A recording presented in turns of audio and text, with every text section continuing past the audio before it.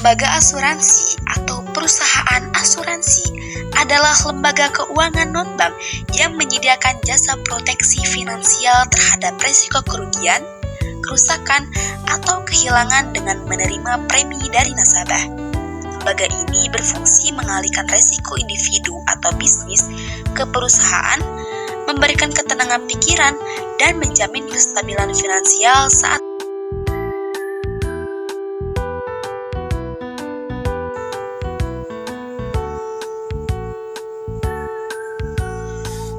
fungsi asuransi.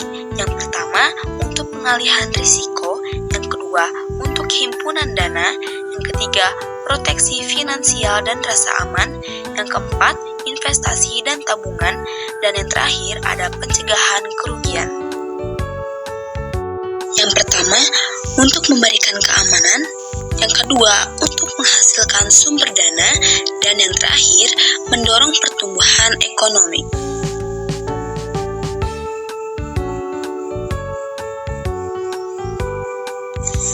Manfaat asuransi. Yang pertama, untuk perlindungan finansial seperti bencana alam, kecelakaan, dan kejadian tidak terduga lainnya. Yang kedua, perlindungan kesehatan. Yang ketiga, perlindungan jiwa. Yang keempat, perlindungan pendidikan. Dan yang terakhir, ada persiapan pensiun. Resiko pembiayaan asuransi. Yang pertama, premi hangus. Uang tidak kembali jika tidak terjadi resiko. Yang kedua, klaim ditolak. Yang ketiga, beban finansial. Kewajiban membayar premi rutin yang bisa memberatkan arus kas jika keuangan tidak stabil. Yang keempat, penurunan nilai. Khusus produk investasi, saldo bisa berkurang drastis mengikuti kondisi pasar modal. Yang kelima, rumitnya prosedur. Proses klaim yang kadang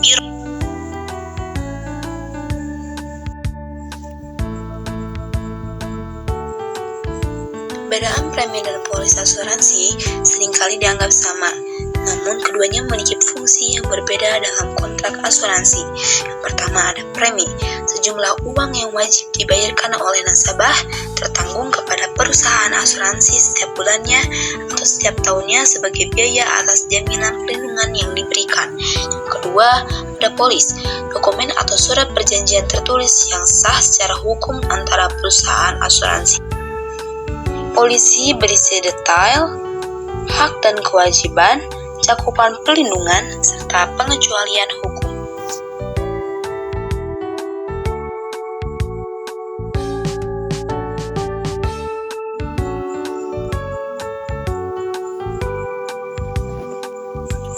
Produk atau jenis-jenis asuransi.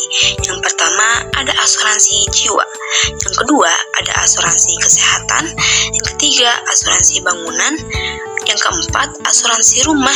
Dan yang terakhir ada asuransi kendaraan. Contoh perusahaan asuransi. Yang pertama ada asuransi jiwa.